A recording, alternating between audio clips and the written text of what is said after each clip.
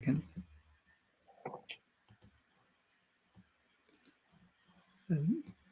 Good morning, good afternoon, good evening, everybody. Welcome to the Vegan World 2026 Moonshot podcast. This is our special for the week, for the 7 days of rest and sacred renewal. And today is day 4, Green Day. And here is Tami Hay of the Million Vegan Grandmothers. And she's wearing green. Take it away, Tami. Welcome, everyone. Wow, this is so amazing to be here. So green is the Heart Chakra food and juice. And we were going to have a special guest on, but I think there's been some technical difficulties, maybe some internet difficulties. Dr. Gabriel Cousens, who was my teacher and my mentor at the Tree of Life, and a green juice fasting specialist. So you can see his programs on the Tree of Life. New. So today we're going to make some green infused water. So if you don't have a juicer and you want to make some green chakra liquid, because today we're going to talk about the power of green juice fasting, water fasting a little bit, but mostly green juice fasting. So I'm here representing the Million Vegan Grandmothers. It's an organization through climate healers and also 7 days of rest and sacred renewal as the deep nourishment component of 7 days of rest and sacred renewal with Jan Golding and Shelley Oster.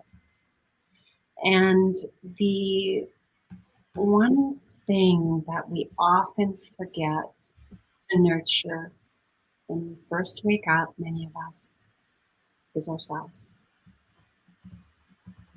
We've been trained to externally focus and not to bring nourishment inside, whether we're looking at a beautiful green field or sometimes this greenish blue water of the mountains that I get to experience, or the trees, the offering from the trees, the plant people, sprouting, which reminds me, how are your sprouts coming? These are my sprouted mung beans. Look one day and look at how long the nice green tails are. So I have living food till I eat these. These will continue sprouting in my fridge. And maybe on our rainbow day, we're going to start looking at some sprouted broccoli sprouts. They're a little smaller and they take a bit longer. But sprouts are really bioavailable and genetic food. So it really allows our genetic upgrade because they're living food until we eat them. Now, what's living food? It means that it has a lot of life force in it. And we want to eat and drink in a way that loves us back. So that's, as Gabriel Cousens would say, that's 100% vegan. It's 80% live is ultimate if we can eat 80% living food, which is actually quite easy. And we'll talk a little bit about that today. We want to eat organic, veganic, biodynamic food. We don't want to eat conventional food that's been sprayed, heavily chemical food. A lot of people get serious reactions to that. We want to eat energetically upgraded food, and we want to be able to be energetically upgraded conduits of heaven and earth. And we want to bless everything that comes into our mind and into our food. And I don't always remember. I don't always remember when I pick up my cucumber. Look at the life force in living food. You see the water and the seeds and the memory, or the memory in celery, the memory in a pepper.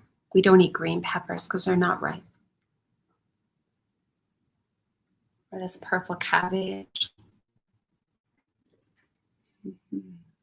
Still dripping with water and life force. So today, we're going to make a green water. If we don't have a juicer or if we don't have a lot of produce, we can make a green water if we want to do fasting. What fasting does is it upgrades our epigenetic blueprint.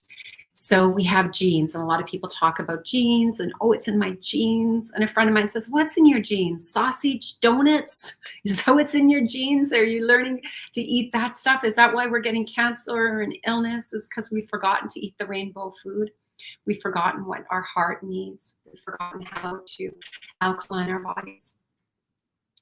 So the epigenetic blueprint, a lot of the pioneer work done by Dr. Bruce Lipton and other pioneers of epigenetics look at what's surrounding the gene. So they took a cancer cell, a cancer tumor, they put half of it in an alkaline system, half of it in an acidic system, and they continue doing this testing. I'm simplifying it a bit. And the tumor in the alkaline system, the green, nourishing alkaline system, shrunk. And the tumor in the acidic system grew. And we see this with the vibration of music, with the vibration of sound, the alkaline and hydrating food. We see this ability for our body to upgrade our epigenetic blueprint. So that's what green juice fasting does for us. And we hear a lot about water fasting, and people say that's the ultimate way to go. But I'm going to share what I learned at the Tree of Life as a master's student and an Essene, is that a lot of people come to fasting for health reasons and spiritual reasons as a way to heal. And a lot of people at that stage are really mineral deficient and quite dehydrated. Well, the neat thing at the Tree of Life, one of the things I learned is that the majority of our green water, 80% of our green juice that we make, is predominantly celery and cucumber, very high in water. The minerals in celery are so upgrading for us. Lots of natural sodium, everything we need to stay hydrated. And the cucumbers offer so much water. So 80% of your juice will be this. And a very small amount, the next 20% could be a low glycemic food. Look at the life. Look at the raindrops. So maybe the next 20% will be limes, or some parsley, or some fresh mint, or some kale. And then what they've been doing at the Tree of Life, teaching their juice fasting, is they've been adding half green juice and half water. So it's a partial water fast. But the sugar is so low in green juice that allows the body to still be in a fasting state and then also get the upgrade of the minerals. So that's the difference between water fasting and green juice fasting, okay? So right now, I'm going to take my trusty blender that we've been using all week, and I'm going to put a couple of pieces of cucumber, and I'm going to put a piece of celery, and maybe a half a lime, and a little bit of cilantro and Italian parsley and mint into my water. Yeah. And then I'm going to take my nice structured water, played it music, I blessed it. So thank you. Held it in front of me. In the nourishment portion, Dr. Shelley Ostroff in the 7 days of rest and sacred renewal says, water has memory. So what memory, what energy, what messages do we want to set our water? Can we hold it in front of us and let it know what we need? You can almost see the mountains upside down in this water. You see that? Ooh, it's beautiful. What memory do we want in our water? What memory do we want to restructure the water with? Love and peace. Mm-hmm. Okay, let's just give us a bit left.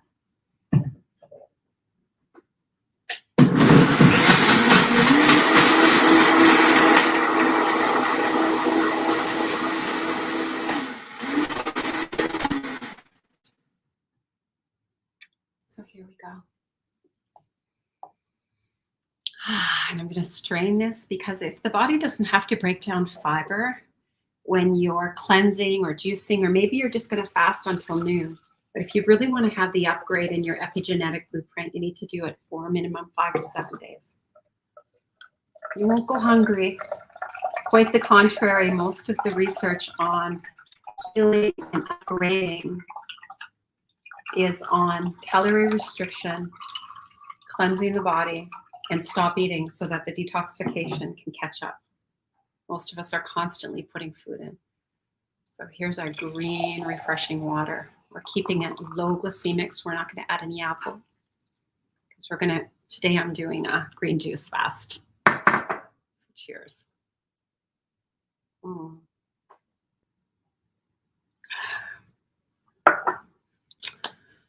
And if you are blessed enough, or if you have the financial means to be able to buy a juicer, I would recommend a slow masticating juicer.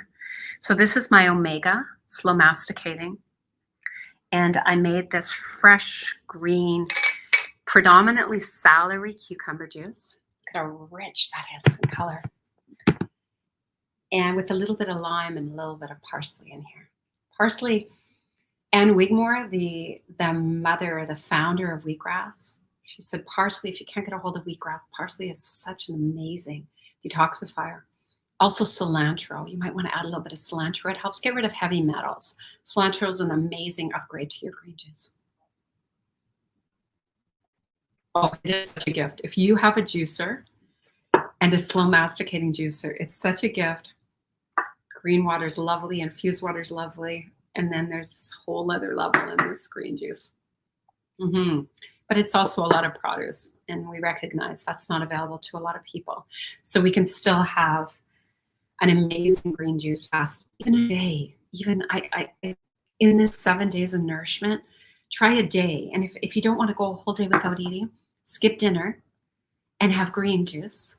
And then spend the next morning and afternoon having green juice or green water, and then have dinner. And you've actually gone 24 hours to give your body a little bit of a break, allow it to catch up with detoxification.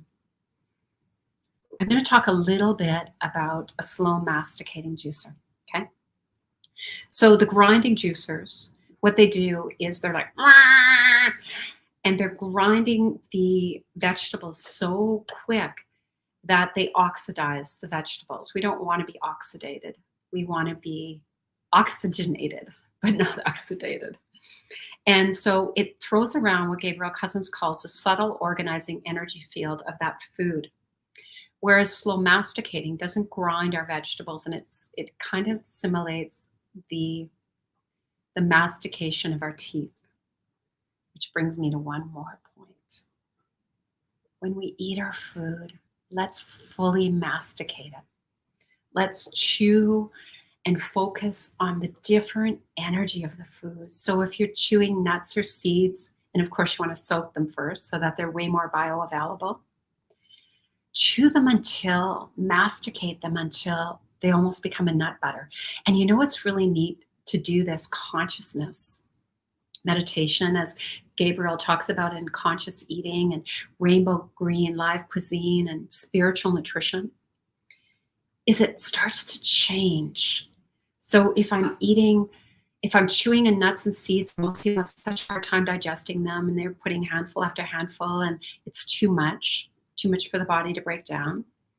If you chew them until they become nut butter or seed butter in your mouth and swish them around, the taste changes. It's the same with all our living food, and especially in living food, because you get to really taste what that food tastes like. You get to feel the energy in it, the crunch. And we really do need to chew living food a lot more. It's not like soup where we can kind of swish it around and swallow it. But allow yourself to have today as an epigenetic upgrade, where you're sipping on your green juices. Do it as a meditation. Be fully present to the celery and the growers of the celery, the cucumbers and the growers and them growing on a vine, and the lime tree and the cilantro and the parsley. I can taste all that in here. And as your taste buds clean out, you'll notice in giving yourself 24 hours of allowing your sensations of your taste buds to clean up and not overstimulated with salt and oils and fats, you will be able to taste the God essence in your food. One of the things I tell people, because I'm surrounded in a blanket of snow right now, is that drinking and eating celery and cucumbers, and I have a local greenhouse here, so they're not shipped. Or growing myself a little bit of parsley and cilantro. I have some herbs back here. Yeah, I got some rosemary. Is that it always makes me feel like spring in my kitchen. And it really does take away some of the winter blues, the green that we miss, if you're always enjoying your green from the kitchen. So if you don't have your sprouts soaking in the jar, just a quarter cup of whatever sprouting bean. I love the mung beans. They sprout in a couple days. Look how beautiful those will be as an addition to the salad after our 24 hours of green juice fasting. So if you haven't already registered for 7 days of rest and sacred renewal, please do, with the founders, Jan Golding and Shelley Oster. We are doing a whole supported month of rainbow food, rainbow people. So join that Facebook group. We're going to be doing demonstrations all month and live talks, ending with our Convergence, Climate Healers and the Million Vegan Grandmothers. VCOP8, I believe it's called. Silesh will talk a little bit more about it. Ending our month with that, the 29th and 30th of Veganuary. So thank you all for being part of our green presentation and our heart chakra. And I'll ask us all to just close our eyes for a moment. Put your hands on your heart. Breathe in as being a living conduit between heaven and earth. Breathe into the energy of your heart. Allow it to open so deep that you can invite everyone that's protected in their heart center just by being in your presence to open up just a little deeper in these times.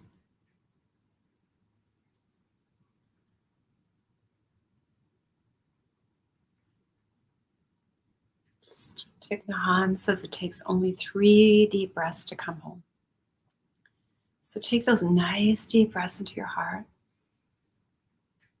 and let your feet ground into the earth, into deep nourishment of our 7 days of rest. Ground into the earth. 2 more nice, deep, silent breaths.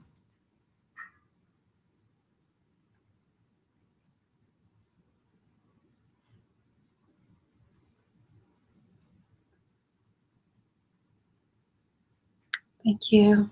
Thank you, grandfathers and grandmothers. And Silesh, I would love if you could end just talking a little bit about our Convergence coming up and where everyone can register to end our beautiful rainbow month.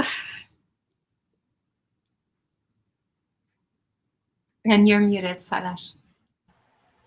Thank you so much, Tami. Yes, the Convergence is happening on the 29th and 30th of January, which is Saturday and Sunday. And it is the last 2 days of the 30 days of Veganuary that Tami is hosting. So all of you, please join us. And you can join us by going to climatehealers.org/v-cop. So I'm going to put that in the chat.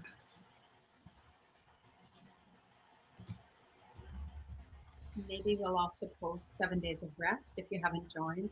There's so much live and amazing presentations, which is going on till the 7th.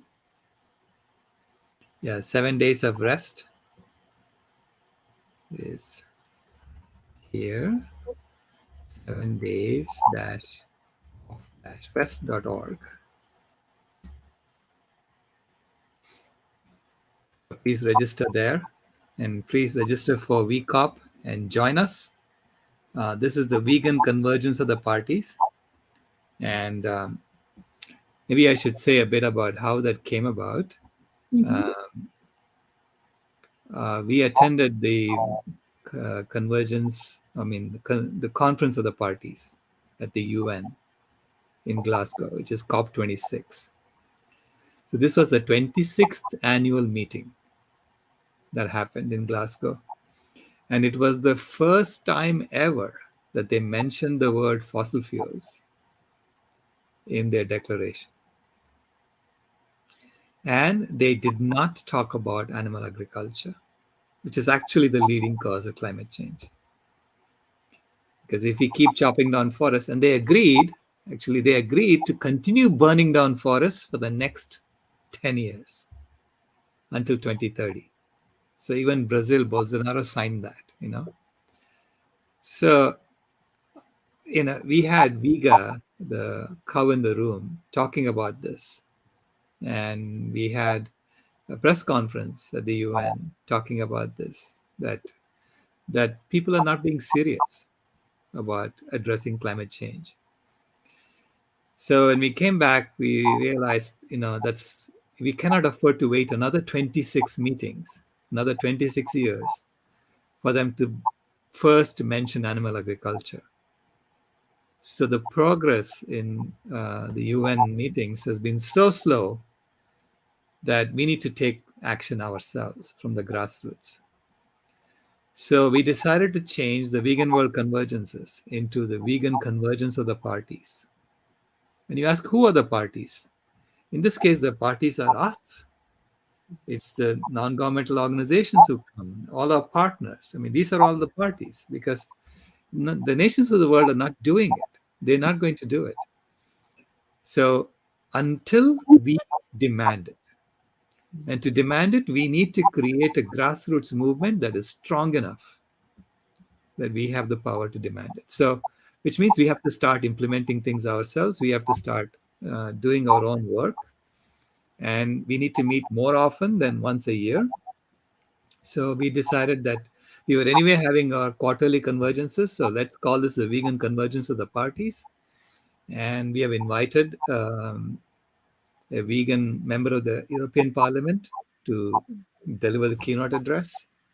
And we have Captain Paul Watson delivering the keynote address on Sunday evening or Saturday evening. So it is amazing. It's going to be amazing. And please join us because we are also going to unveil some projects that we are starting, basically feeding people. And so that's what we spoke about during the first day with Jamin. We are feeding people in Los Angeles first and throughout the world, hopefully very soon. And we want to do it systematically. We need to have this whole food, plant-based, healthy food being given away to people. In every zip code, there should be at least one center. Not center, but a tent or something that we set up every day and hand out food. It could be in a park in every zip code. And this way, people have access to healthy food and they can heal. Because until people heal, they're not going to be concerned about the planet. So this is us putting our oxygen mask on first. So that's the idea. Please join us at VCOP 8. This is the 8th convergence of the parties because we already had 7 before this. And we will have one every quarter. The next one will be in April and so on. We want to see continuity. So we'll come back and report on what we are doing in Los Angeles every quarter. We're going to come back and report on it and how it's growing in other places. So we actually are starting a program in Phoenix as well.